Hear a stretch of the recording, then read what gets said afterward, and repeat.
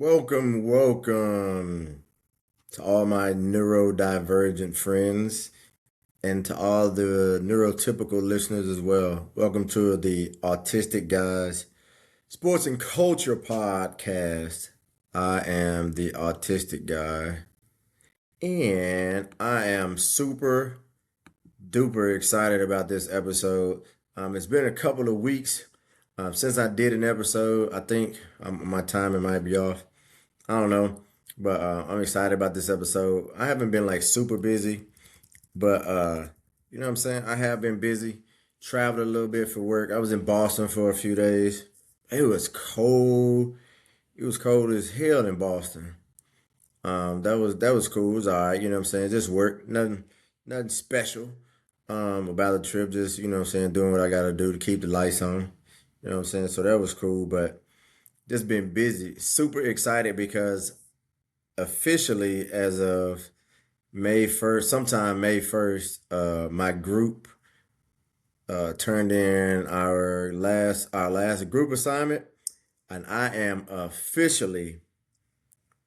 don't have any more assignments to turn in as a graduate student. So now, in theory, assuming that we did well enough on our two group projects, um, just counting down the days to graduation. So I'm excited about that. You know, it's been 2 years I've been grinding away in graduate school, which is graduate school in general is it's not like crazy tough or anything like that. But being a married man with a full time job, four kids, three of them who are like super active. One's basically is an adult, um, but he lives at home.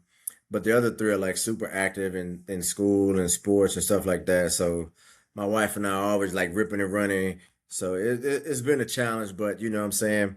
I'm done. I turned in all my work, just waiting to get that official diploma. So that's a pretty cool thing. Yeah, man, there's a lot going on in my life in general. My life's always busy. I got a son who's graduating soon from high school. I also had his prom today, which is cool. You know, prom is different now than it was when I was in high school. You know, the big thing about prom then was trying to get a limo. You know what I'm saying, or get your uncle or somebody in your family who had a nice car to let them borrow your car, let you borrow their car to go to the prom. But now I see pictures and videos and stuff like that across the internet where people are spending what appears to be pretty big money on send-offs is what they call them, where people come over and they have these sort of super dramatic, I guess if you will, exits from their house to, you know what I'm saying, to get to the vehicle.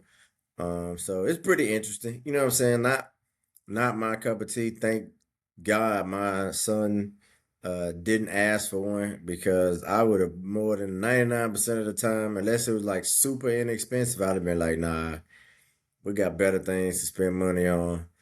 You know what I'm saying? But, you know what I'm saying? Shout out to him and the young lady he's taking and his friends. Hope they, so they hopefully they'll have a good time at their prom. I had a great time when I was in high school at my prom. But, you know what I'm saying? Still, like I said, there's a lot going on. If So for my audience, those of y'all who don't me, you'll get to know me because hopefully, as we continue this journey, I'll talk as much as I feel like about my personal life and what goes on in my personal life, but you'll get to see some things about me. But one thing you'll find out very quickly, I'm a sports nut. Like I love sports. If you can show me a sport that I'll be interested that I could get into, I'll start watching it. Like for example, my daughter recently just started playing softball. Now I've watched a little bit of high school softball in the past, but not a ton, a little bit. But now all of a sudden I'm watching college softball games and stuff like that. And college softball, you realize, man. I mean, I've watched, like I said, watched high school games. The young ladies who play college basketball, college volley. Oh my gosh, college softball, super talented. It's fun to watch. Very, very, very entertaining. But enough about my personal life and sort of what's going on with me outside of the world. I want to say before we get into it, make sure you like, subscribe, Share this with your friends and family. You know what I'm saying?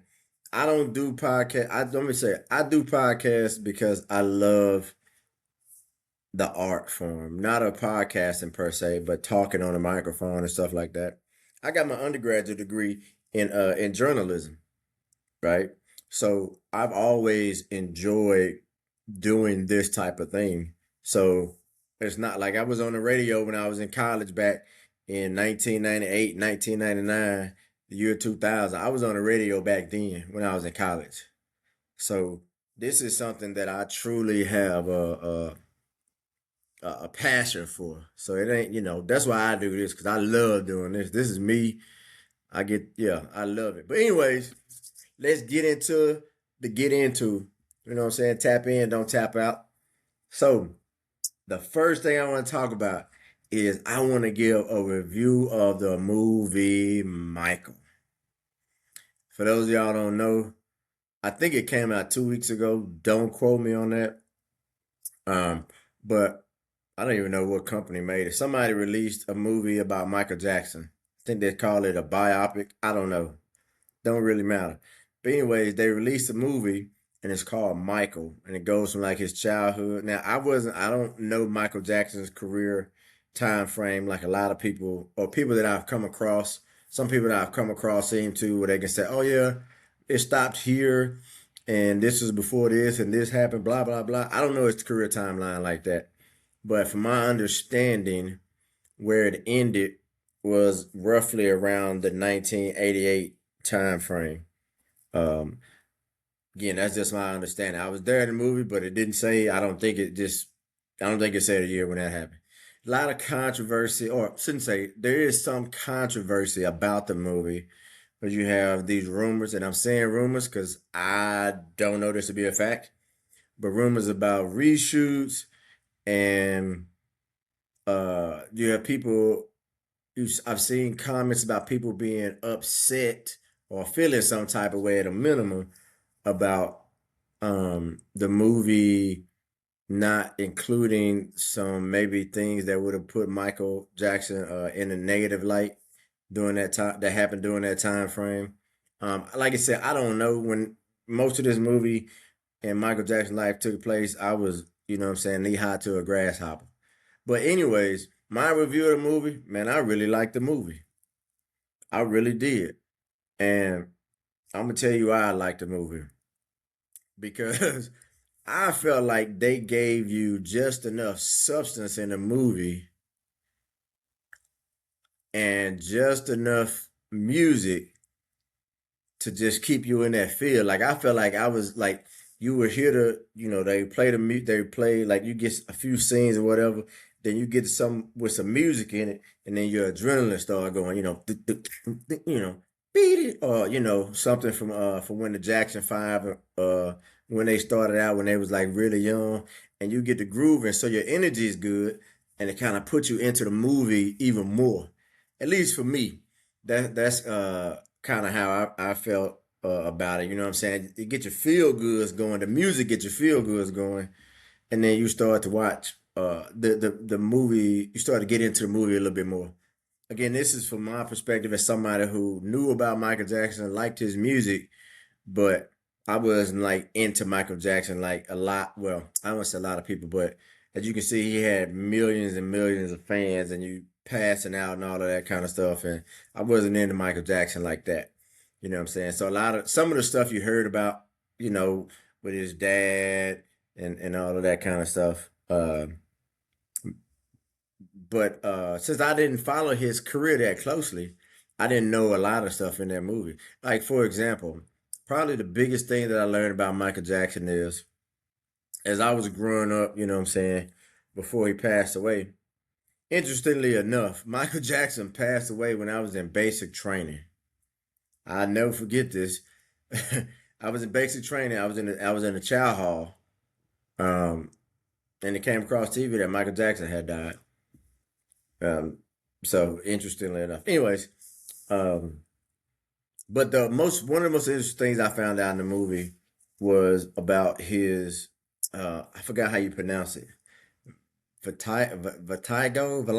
I think it was Vitiligo, one of them. But anyways, he had a skin disorder that removed pigment from his skin. I never knew this. Never knew this. And that was a big thing, a big reveal to me because I feel like growing up, listening to his music and seeing pictures and videos or whatever him, you always used to hear the rumors that he wanted to be white. And so he used to hear that he bleached his skin. I never knew if it was true or not. I never really cared because I don't know. I didn't know Michael Jackson, so I didn't care if he bleached his skin or not. But um, yeah. So the reason his skin color changed like that was because of the whatever the skin disorder, skin condition that he had. So that was probably my the biggest takeaway for me for the movie. And you know what I'm saying? His that dude was like I wanted to see more about his creative processes because I've heard about them and different things over the last few years. But it was a really good movie. You know what I'm saying? Hell, I even feel sorry for Joe Jackson in the movie. Um, in a part, but he was a bad man. And what the other thing I didn't realize that I didn't know until after the movie that the guy who played Michael Jackson in the like I guess older years, grown adult Michael Jackson, if you will, or maybe from his teen years, I can't remember. That's actually his nephew. What I'd be really interested to see is I wasn't paying attention like that closely. I was watching the movie, but you know, I'm just trying to enjoy it. It's a real vibe. I feel it's a it's a real vibe in the movie. But I wonder how much of that was his nephew performing versus like them splicing in videos of his actual performance. Now, whether or not his nephew, I should say, did a good job. I mean, he was all right. Yeah, most, you know what I'm saying? You got to sing and all that and talk with a really soft voice, you know. Um, but I think he did really, from what I could tell, he did a good job with the dancing and all that. Another cool thing that I learned about was from the Beat It video. They said that Michael Jackson got Bloods and Crips together. He had saw something on the news or something about Bloods and Crips getting into it and killing each other and all that. And he got some of them together and had actual, I believe they said actual gang members, or I think that was the way it was kind of displaying in the movie, where actual gang members were part of the Beat It video. So you know what I'm saying? I thought that was pretty cool. And killed some other like did some other things like um why he had the Neverland whatever you call it, ranch, whatever his crib. It make more sense now, a little more sense, you know what I'm saying, after watching the movie, because you gotta think about it. Michael Jackson was like super famous basically his entire life. You know what I'm saying? He wasn't like some childhood some childhood famous people were like you might be famous when you're young, you know what I'm saying? Maybe you're on a popular TV show or whatever when you're really young and you're a cool character or whatever. But then as you get older, you still may be famous, but you ain't that famous as you get older. Like Willis from different I mean, like not Willis. I can't think. Gary Coleman. Gary Coleman for his whole life. I mean, well, I mean, you know, he did the I can't think of the different strokes. And so when he was really young, he was like super famous. But as he got older, like he was still recognizable, but he wasn't like people like going crazy over him. You know what I'm saying? Versus Michael Jackson, it's like the older he got, the more popular he got. And he literally, from the outside looking in, was never able to live like a normal life. You know what I'm saying? Go to the park, do stuff that, you know what I'm saying, we would probably take for granted as kids, being able to just go outside and go down the street to our friend's house or whatever. So it make a little bit more sense. I did have one thing. I was like, man, somebody need to tell him that he needs to stop reading them down Peter Pan books. Now, Mike, that's what I would have said, Mike. Hey, listen, I understand you ain't get no childhood, so you want the amusement part. I'm cool with that. But listen, my boy, you can graduate from the Peter Pan book and get, you know what I'm saying, get on something a little bit more adult like. But yeah, man, good movie. I recommend it. It's supposed to be, there's talk about it being a part two where I guess from wherever it ended to, I don't know how far they will go. and maybe it'll cover some more of the controversies um, that happened to him at different points uh, in his career. So yeah, a good movie. My wife loved the movie. She wouldn't try to drag me back. I would have went again. She actually went again to see it with my daughter or with our daughter. But that's enough about the Michael Jackson movie. Let's get into some sports. That's the culture.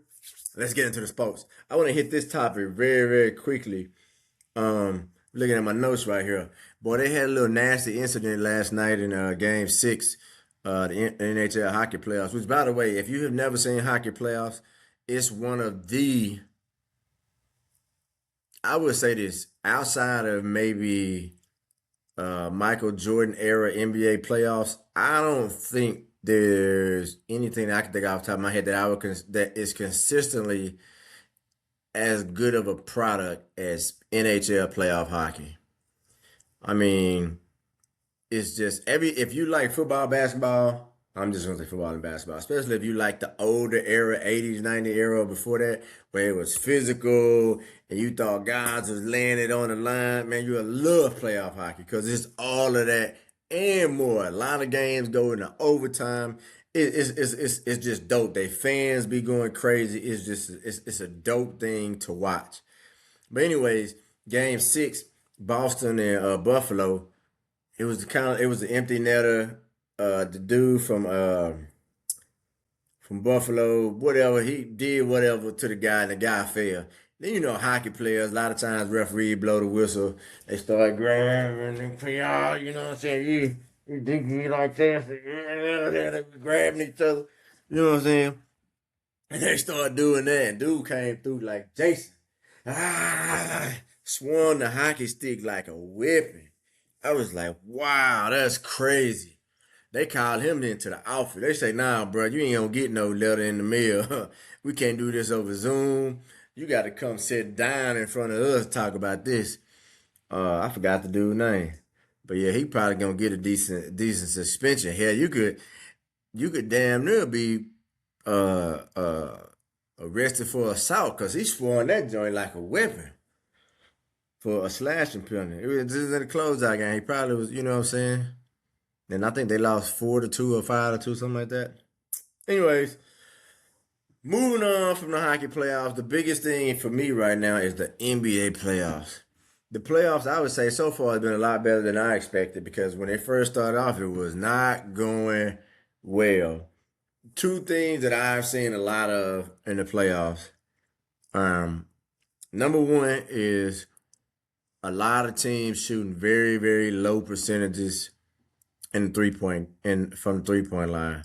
If you look, there's been a lot of games where you know teams are barely breaking 100, or games in the 80s and 90s. Not maybe teams scoring in the 80s and 90s. I mean, I can't even. I don't even really want to touch on the embarrassment of basketball that happened between the Knicks and the Hawks the other day, with the Knicks beating them by 50 points in a playoff game. That's crazy.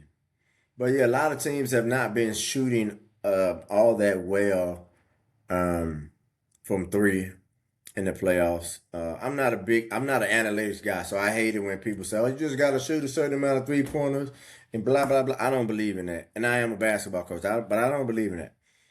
The other thing that's been interesting to me is the amount of injuries. And the reason that's interesting to me, normally I really don't care about injuries too much, unless you're just talking about purely how it impacts the game or can change the series or whatnot. The reason I think it's very interesting is because the last 5, 8 years, whatever, 10 years, there's been this huge push in the NBA toward load management. These guys are playing too many games. So you have a guy who play 2 games here, then he get a third game off. And all these guys are missing games that they're healthy, but you know what I'm saying? It's like people who ain't sick but take a sick day just because you don't want to go to work or whatever. But anyways, the reason I think it's interesting is because guys are still getting hurt. So you hear people saying, "Oh, they playing too many games," but if you look at the amount of games a lot of these guys are playing, if you take out, like if you just take out, just factor in the games that they're not playing, not because they're injured or because they have like a personal day or whatever where they need to take care of something, birth of child, whatever it may be. But they're just missing because somebody within the organization decided, hey, we're gonna give you the night off, you're not gonna play. These guys are not playing 82 games anyways, and you're load managing, and a lot of these guys are still getting hurt. So I'm not gonna, like, from a scientific perspective, I don't know whether load management makes sense or not. I don't know whether load management makes sense or not. I think the argument a lot of people are saying is guys appear to be playing longer at a higher level longer versus a lot of the guys that were in their hey when I was 8, 9, 10, 11, 12 years old, the mid 30s, they be on the 18th hole, not on the back nine, versus mid 30s nowadays. These guys are still, elite players in the NBA. So you got an argument for that, but I just hate to see so many guys injured and all these guys missing regular season games, and then you get to the playoffs and then they still end up injured anyways. We got a pretty good list of injuries. Anthony Ellis is injured. I think he got injured last week. I want to say, or maybe earlier this week. I want to say they said maybe a couple weeks he'll be out. Dante DiVincenzo out for the season, rest of the season. Probably gonna miss a good portion of next year. I would presume, with a torn AC, not ACL, excuse me. He tore his Achilles. Of course, Wemby went down with the concussion. He was only out, I believe, one game. And then the Williams cat from OKC, I think he's still out. Kevin Durant, saying he missed 2 or 3 games. We're gonna talk about them. Let's see who else. Brandon Ingram missed a game last night for Toronto. They ended up winning. We're gonna touch on that one a little bit too. But the game we're gonna start off with, well, let's go last night. Some interesting games last night. The Lakers closed out the Rockets. Sent them on about their business. They put their foot in their 4 point of contact. The Rockets, interesting situation. If you're a Rockets fan, how do you feel right now? How do you feel? Because if I'm in the front office for the Rockets, I would feel like I made a very, very, very poor decision in the trades that we made last year in the offseason in terms of getting rid of Jalen Green and oh my gosh, I can see this dude face. I always talking about he a villain. Uh Dylan. I can't think of his first name. Getting rid of him and whatever else they gave up to get Kevin Durant. Now, early on, they started off hot, and then they kind of cooled off, and then the big knock on, not knock, but if you listen to people who are, I would say, who have a basketball mind, when they talk about the lack of a true point guard for the Rockets, and that's been their Achilles heel. But I believe the Rockets right now probably have a little bit of buyer's remorse because I would assume you make this trade for an older Kevin Durant, a guy who's clearly on the back end, still playing at a high level, but clearly on the back end of his career. You make that trade because you think, hey, maybe you feel like you're one guy away from being able to make that push for their championship. And clearly they were not one guy away. At least that one guy was not Kevin Durant. And I think they would have been in a better position had they still had Jalen Green and man, I can't think of that boy name, Dylan. I feel bad because I can see his face. Number 3 for the Phoenix Suns. And he had a great season, by the way. But I think they would probably be in a better position right now in terms of the next 3 to 4 years. Now you're kind of going into the off season where you're like, well, is Fred VanVleet gonna come back? And in theory, Fred VanVleet coming back will shore up some of those issues at the point guard position. But now you have 5 guys. You have Segundo needs the ball, Durant, Jabari Smith, whatever the Thompson kid is. Somebody's gonna have to take a step back. because Fred VanVleet when he's playing at his best, is a very good offensive weapon. But that should have helped them next year. But I still don't think they'll be a championship um, team. Not right now, as currently constructed. The other conversation that needs to be had about this, and this is something I've been saying for like a couple of years now, mostly quietly in some kind of backdoor conversations. You know what I'm saying, in the back alley, like, hey man, I think I think Kevin Durant, not that he's overrated. You know what I'm saying, but I have had questions about, is Kevin Durant, when it comes to building a team, is he a guy or is he the guy? I would argue that over the last 5 to 7 years of his career, and I'm talking about Brooklyn through now, he has shown that, and you could probably go to OKC too. He to me he has shown that he is a guy, not the guy. The guy, like when you got Kevin Durant, you're gonna probably win a certain amount of games just because he's really like that good. But I don't think he does enough offensively. That's his best part of his game. He doesn't do enough to help other guys. Like his game doesn't work like that. And it's hard for me to explain if you're not a basketball nerd, but the way he scores and stuff like that is not he'll get some assists, but he doesn't necessarily create shots for others. He creates shots for himself, and there's nothing wrong with that. He gonna give you his in his heyday. He gonna give you his 30. Now he's still gonna give you 25, 26. Gonna be very efficient. But for the last few years, I thought Kevin Durant was a guy, not the guy. Like you heard the rumors and the conversation about when he was in Golden State that he left. And I don't know if this is true because I know he did a podcast at some point where I think he explained it, but that he wanted more credit. He didn't think he was ever going to get the credit he felt he deserved because it was Steph's team, and he hasn't had that level of success anywhere else. And Steph has won as a leader of a team. He's won two championships without KD. But I think KD is going to go down as he's like a better version offensively of Carmelo Anthony.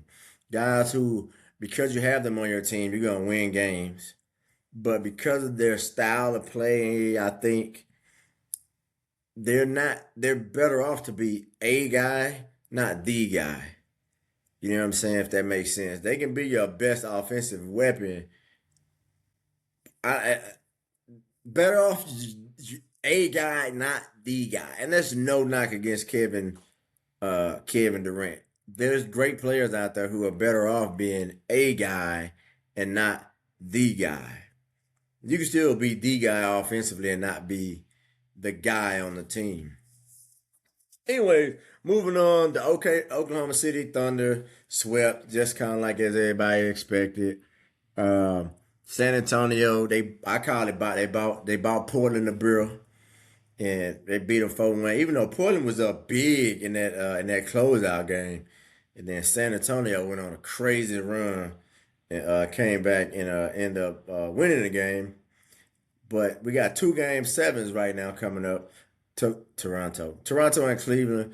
What's his face? RJ Barrett hit a three. One it's very similar in terms of like the bouncing and the high. It bounced out the rim, went up super high and went in. He hit a three to put them up late in overtime. So Toronto ended up pulling it out over Cleveland. Uh, in Toronto, without Brandon Ingram, who, by the way, said some things I think after game one, we're not going to win with me only taking 9 shots. And I don't think he's had a big, I think he might have had one big game this series. Just food for thought, but that should be a good game seven. Um, I think I'm a little bit surprised, but Toronto is one of them teams where like they have all those guys who are like 6'8", 6'6", 6'7". They're long, pretty athletic, not a great shooter, but a good shooter. Not a great driver, but a good driver. And so they got a lot of good players. And they can cause some issues for you defensively, I think, with their length and their athleticism out on the perimeter. So hopefully we'll get a great game seven. But the most interesting series to me has been Orlando Detroit. Detroit number one seed, Orlando eight seed. Now, from my perspective, I don't look at this in the traditional sense of a one seed, eight seed, because Orlando is much, much, much better than an eight seed. And the reason why they're an eight seed because they have dealt with a ton of injuries this season. Both of their two best players have missed a significant amount of time, being Paolo Banchero and Franz Wagner. They both missed a good amount of games, double-digit games during the season, and so obviously when you have a key piece of your team missing a large chunk of games, uh, two different players missing a large chunk of games, there's a high likelihood that it will have an impact on your record. So I think Detroit is playing a team that in number is an AC, but in reality is a much better team than what their record would indicate when completely healthy. Now that being said, they pissed away. They should be in the second round. They should be resting up right now. They pissed it away. At one point, they was up by 26, and if my memory is correct, let me go find this. If my memory is correct, I believe Detroit missed. Man, I can't even find 20 some odd shots in a row. Very reminiscent of if you think a few years back when a few years back when the Warriors beat the Rockets and the Rockets went on like this crazy cold streak where they missed this insane amount of threes in a row, and the Warriors were able to come back. Very similar to that, except for they were just missing shots in general. And Orlando was able to, no, excuse me, Detroit was able to overcome a 24-point lead. And then I think they are winning by like 15. So it's been a very good, very physical series. Now, Franz Wagner was out in game six. I just was looking it up. He's not going to play in game seven. It's on the road. I think the two things that will decide this game. One, if Cade Cunningham either needs to get 10 or more assists. Yeah, okay. If Cade Cunningham gets 10 or more assists, I would think Detroit will win. Or unless somebody else is just playing like a great game individually. Um, and I think for Orlando, they have to shoot the ball well from three. They just have to. To me, those are the two keys for this game. One for each team. I would suspect that Orlando, because Paolo Banchero was terrible from the field in Game Six, I would expect him to come out and try to find him some ways, some a way to get him going early. Try to get him to the free throw line, get him to a little bit of a rhythm. Try to get him some easy looks. And I think the way Paolo Banchero is interesting to me, a lot of these young guys now are interesting to me because of the way they play the game. I feel like they make it much more difficult for themselves versus um, 90s, 80s, even into the early 2000s. A lot of the wing scores were guys who would catch the ball kind of in that mid range, pinch post area, and they would go to work from there, where it's a lot harder. Help has to declare a lot earlier if you're in the pinch post.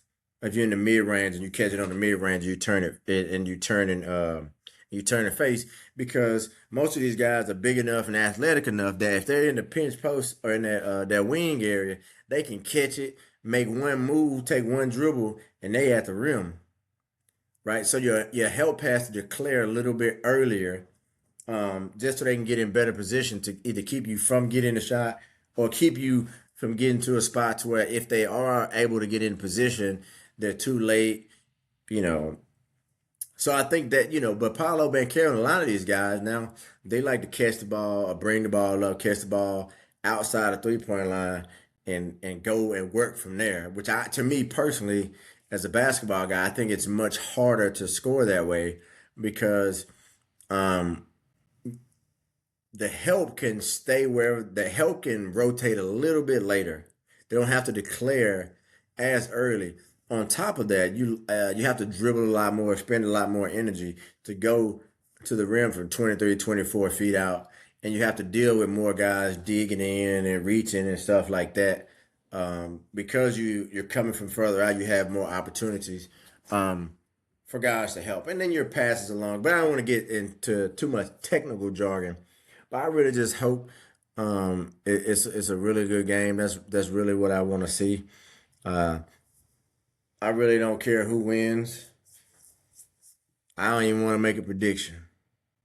I don't even want to make a prediction. But the game that's going on tonight, the game that's going on tonight, probably the most surprising first round series. And the reason I'm saying that is, um, I don't think Cleveland and Toronto is that big of a surprise just because, Cleveland made that, Cleveland made that trade kind of a little bit into the season. So, it can take a little bit of time for guys to mesh right and for the coach to kind of find that good rhythm. Plus, they were dealing with some injuries and stuff like that, so guys got to miss. And also, it's a 4-5 series. You know what I'm saying? So, I'm not completely surprised that a 4-5 series is going to game 7. But this not Toronto, this 76ers Celtics series, ooh, I ain't gonna lie, I'm surprised. Like I said, I was in Boston last week. The week before that, I was in Boston when they had game 2 in Boston. The week before that, I was like, okay, well, I'm being Boston. I'm thinking about going to whatever the hell their arena is. I want to go watch the game there. And then Boston blew them out in game 1. I was like, this ain't gonna be no series. I ain't gonna waste my money because I don't like the Celtics. I'm not a Celtics fan. Or a 76ers fan. I just going to watch the game. I was like, nah, I ain't finna pay whatever those prices are to watch the blowout. So I didn't go. I didn't expect it to be a series. But shout out to the 76ers, man. They boy, they got a heartbeat. They got a heartbeat. And on top of that, I just saw that Jason Tatum is on the injury report. I don't know if it's a game time decision. Let me see what that said. Game time decision or questionable. Oh snap! He out with a knee injury. That could change. That changed things. I would say it changes things, but to the Celtics' credit, they played great all season without Tatum. So they got here. I mean, he helped. You know what I'm saying? He came back. I think he played 15, 20 games. He may not even play that many in the regular season. But he definitely helped. But they was already the 2 seed when he came back.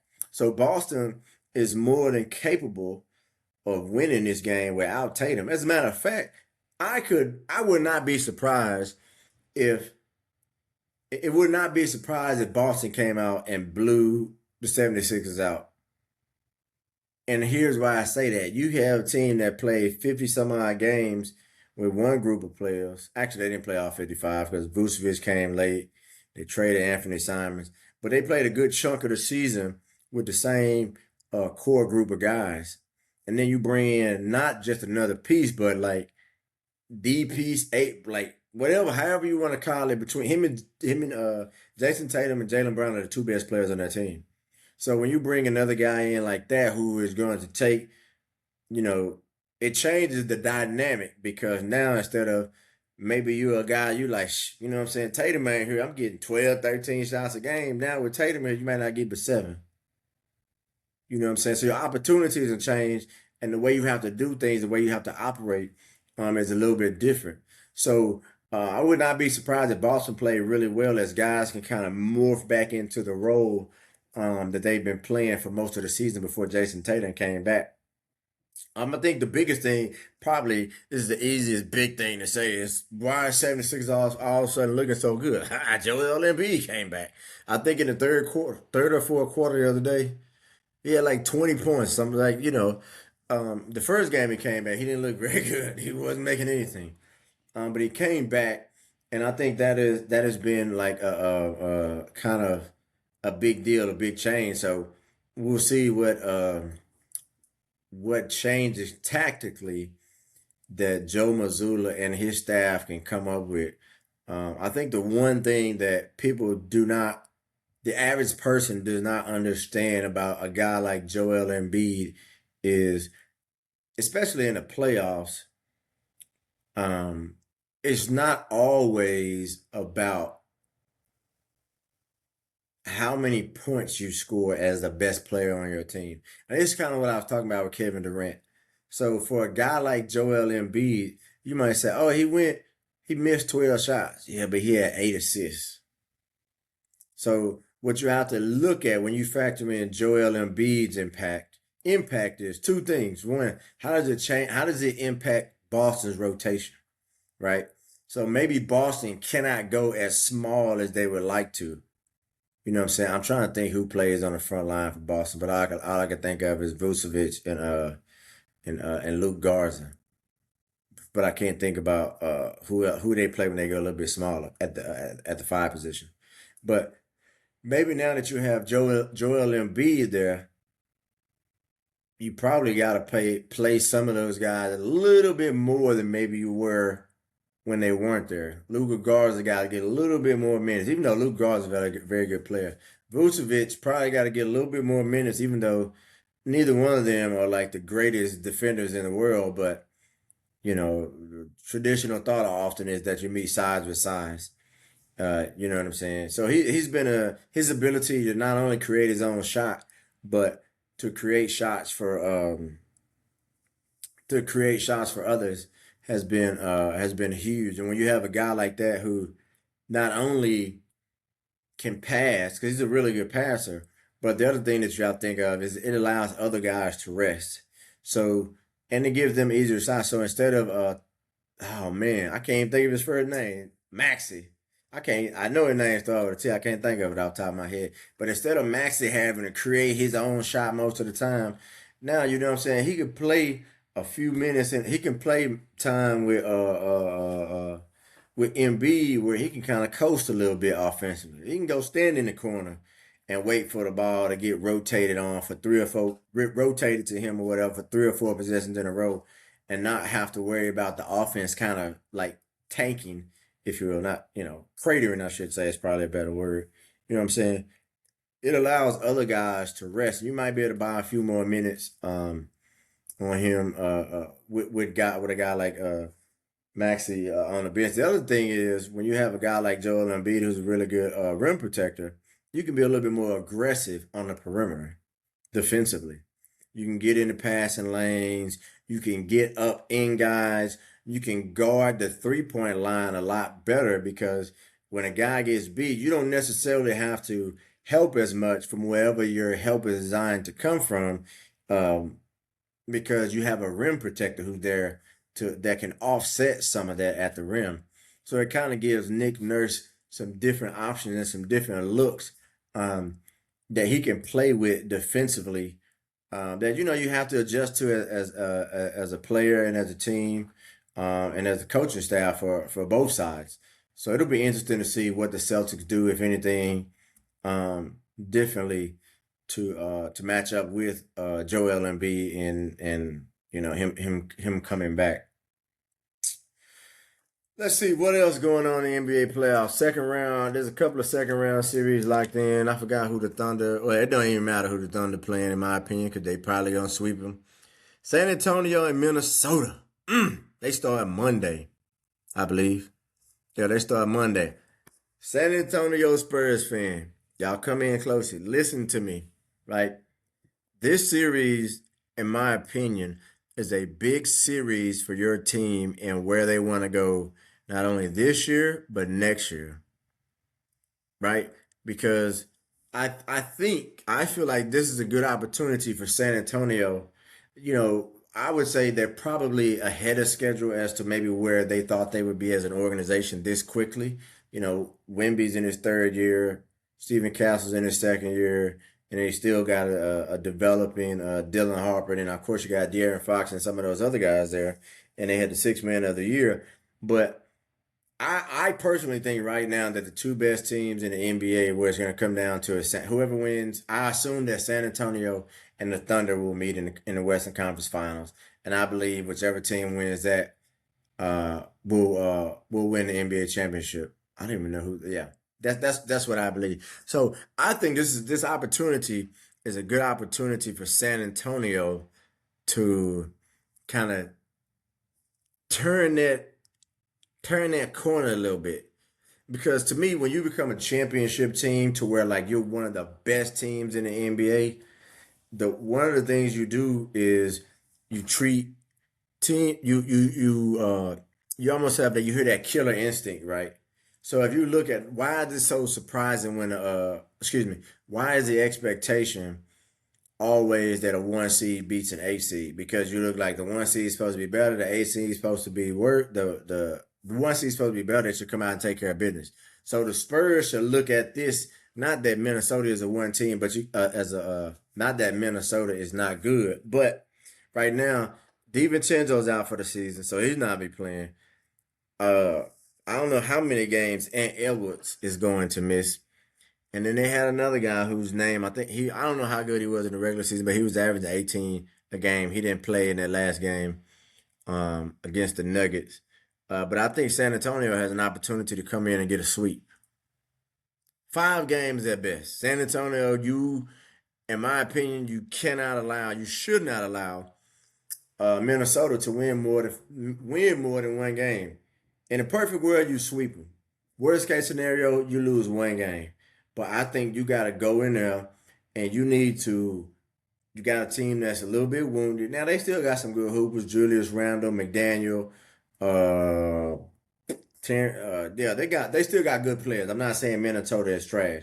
I'm just saying I think San Antonio is a better team and a better team to the point to where they should win in no more than 5 games. Really, really, really, if I'm a Spurs fan, would love for them to kind of come in and sweep them and take care of business to get a little bit more rest and be ready for that Oklahoma City series.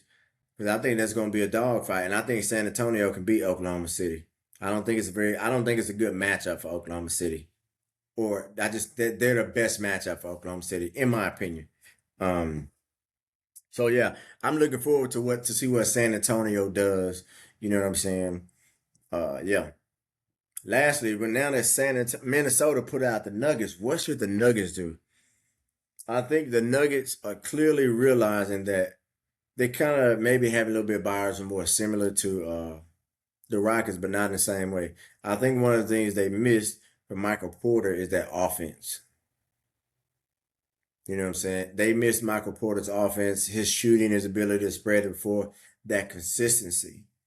You know what I'm saying? You had other guys who were like Aaron Gordon continuing to get injured, um, did not help. I think he missed 1 or 2 games. He actually shot the ball pretty well most of the season. The question now is should Denver blow it up? I think it's over for that group. You know what I'm saying? I think it done run its course. I heard some people say they should get rid of Jamal Murray. I would start with trying to get rid of Aaron Gordon. I would like to keep Jamal Murray just because I think Jamal Murray and Jokic have this like chemistry in their little 2 man game that is a beautiful thing to watch. And I think Jamal Murray is coming off one of his best seasons as a pro.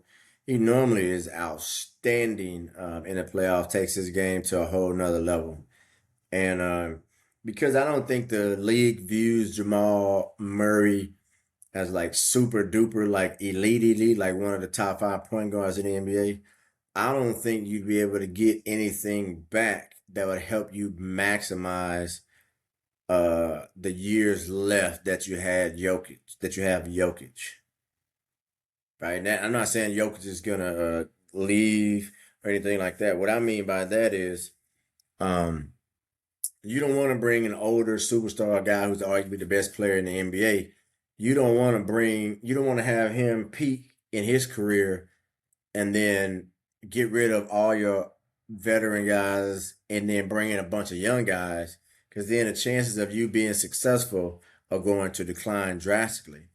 So what I would do is I would try to get rid of Aaron Gordon and see what I can get from there. And you may have to get rid of. You might have to put Christian Braun in there as well. He's a nice player. Um, but yeah, I think that they need to add another scorer. Cam Johnson thing didn't quite work out because Cam Johnson and Michael Porter Jr. are not the same players in terms of Cam Johnson is a pure shooter. Michael Porter Jr. is a shooter, but he's a scorer too. You know what I'm saying? It's a different type of threat. I don't want to get into all this, but it's a different type. There's a difference between being a shooter and a guy who can shoot and a scorer. Michael Porter is a guy who can shoot, but he's a scorer. Like if Cam Johnson wasn't averaging 20 plus a game in Brooklyn, Michael Porter Jr. was arguably an all-star this past season. You know what I'm saying? Arguably an all-star this past season. And Brooklyn was playing better than I think the media writ large thought they were going to be. So, yeah, that's what I would do. I think Denver's got to retool as opposed to blowing it up. Unless you're talking about trading Jokic and completely starting over, I'm not trading Jamal Murray because then you're going to piss Jokic off probably. My assumption is, you know what I'm saying, you're going to piss him off. And then you're just going to be in a situation to where you'd be lucky to get into the playoffs or play-in tournament, and then you out in the first round every year, which I don't think is the intent of the people out there in wherever the hell I just said in Denver, which is a great place to live, by the way. I lived there for a few years. Let me see what else we got. NBA draft is coming up. That's cool. NFL draft just recently happened. I don't really talk too much about the draft, just because I don't really like. I think the draft is all about excitement. You know what I mean? I'm a Cowboys fan, so I love the fact that the Cowboys drafted Caleb Downs. I think he's a great player. Like this goes back to me to what 10, 12 years ago when the Cowboys, however long ago it was, the Cowboys drafted Ezekiel Elliott over Jalen Ramsey, and to this day, I still bring up, and I'm a bitter fan that the Cowboys should have drafted Jalen Ramsey. And that's no disrespect to Ezekiel Elliott. But Ezekiel Elliott is essentially out of the NFL right now. And Jalen Ramsey is still performing at a really, really high level.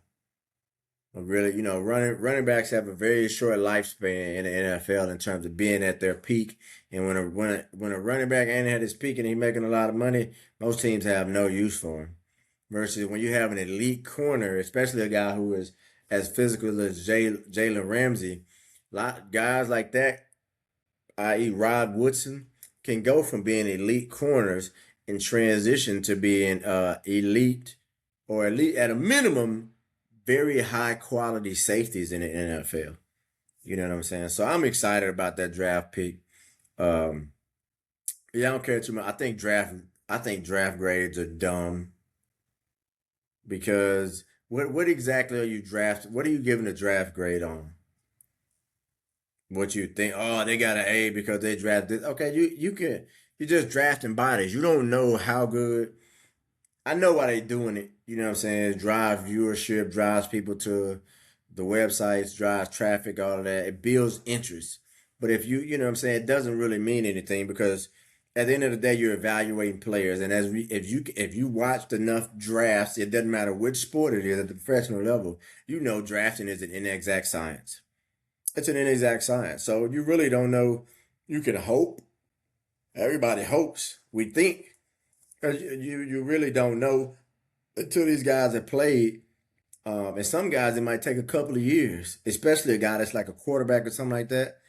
You know what I'm saying? It might take a couple of years till you know whether that player is going to pan out and be what you thought they were going to be.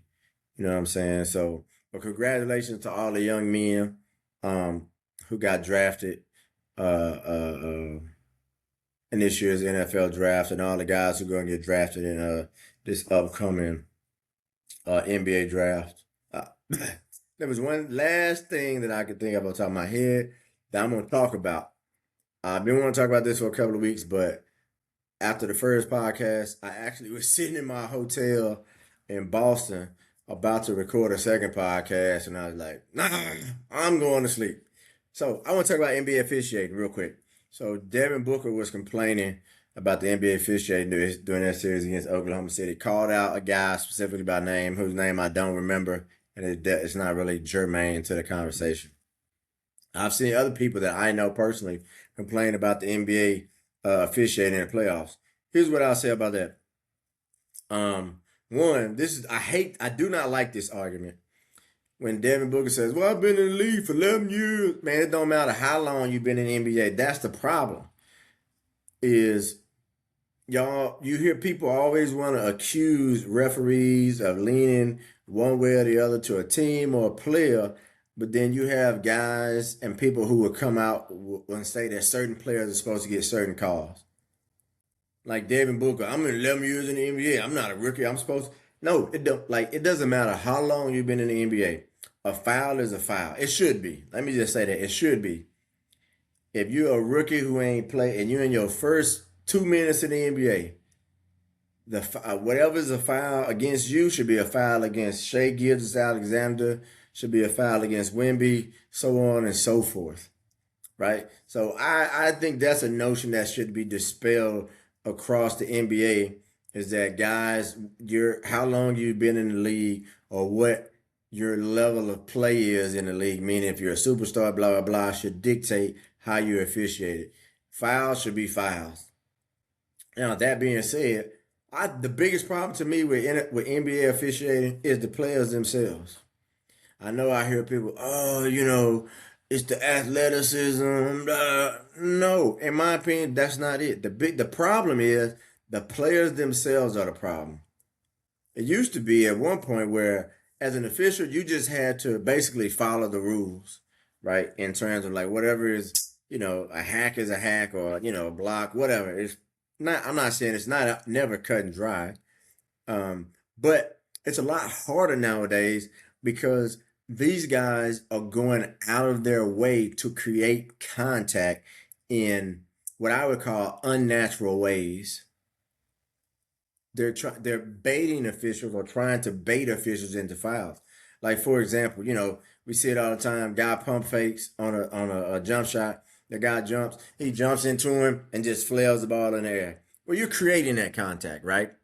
And if that's what you want to do, that's cool. You're creating that contact. But now you put the referee in a situation to where every time you make contact, it's not just, at least this is just how I see it, it's not just a matter of is that a foul or not. Then you add into the extra factor is the movement of the offensive player, because normally it's the offensive players who are complaining that they're not getting the calls. Is the movement of the offensive player, is it is it legitimate, or their reaction I should say, is it legitimate or they trying to draw a foul? Or they acting, I should say. You know what I'm saying? So a guy gets hit and he goes, ah! You know how they do it. Is now you got to judge. Not only was the contact an actual foul, but was it really enough contact for it to be a foul, or is the offensive player flailing trying to create the perception that there was a lot more contact than it actually was, right? And so I think that's part. I think the players foul baiting, foul hunting. There's a foul merchant is what some of the youngsters call it. They call some of these NBA players foul merchants.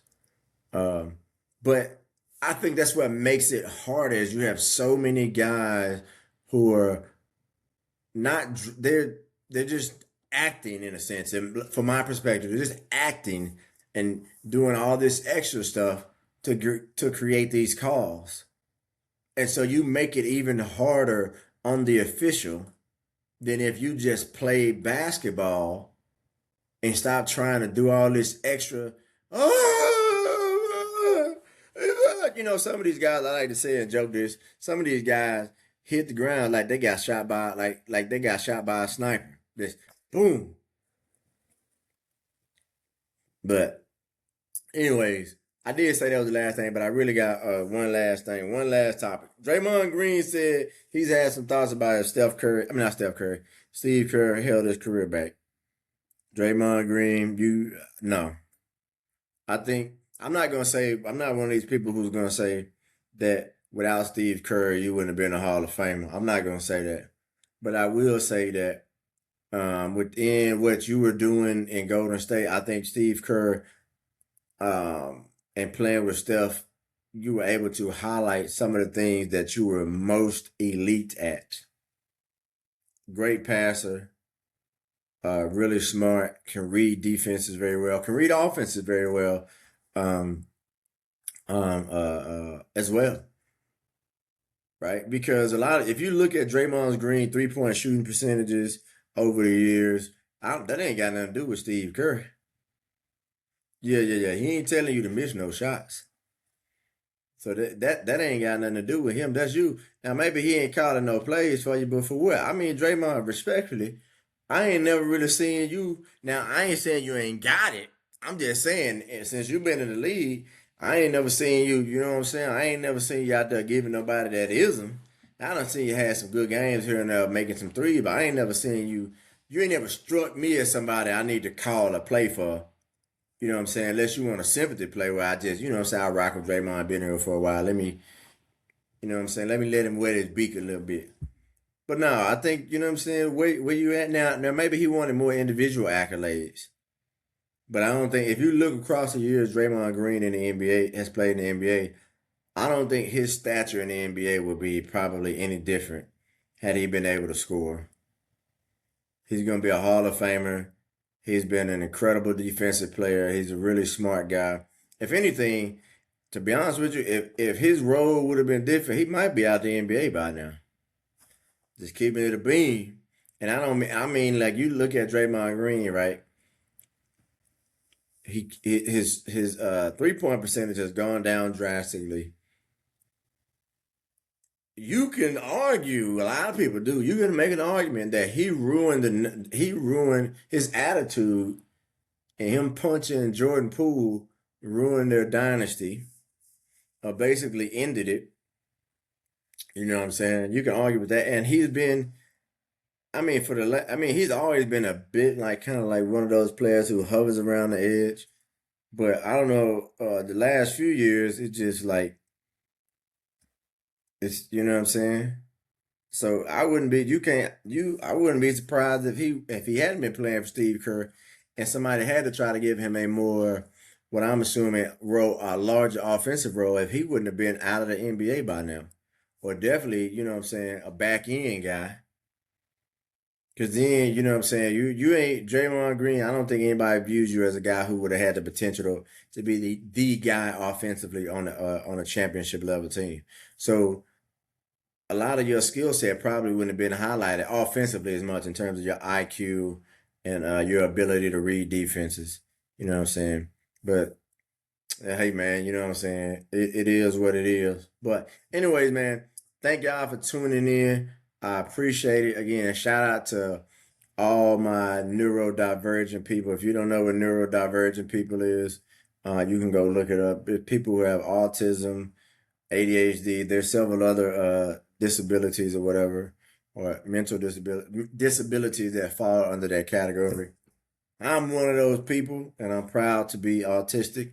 And congratulations to all my young family that's out there that's graduating from high school. I got a few family members across states that's graduating from high school. Got another one graduating from Prairie View A&M down in Texas. So shout out to all my family for those who graduating, whose kids are graduating, and to the kids that are graduating. And you know what I'm saying? Best of luck to y'all and y'all next journey in life, wherever life leads you. Anyways, like, subscribe, share, tell a friend and tell a friend. I'm gonna be more consistent. That's my goal. I love podcasting. Until next time, peace.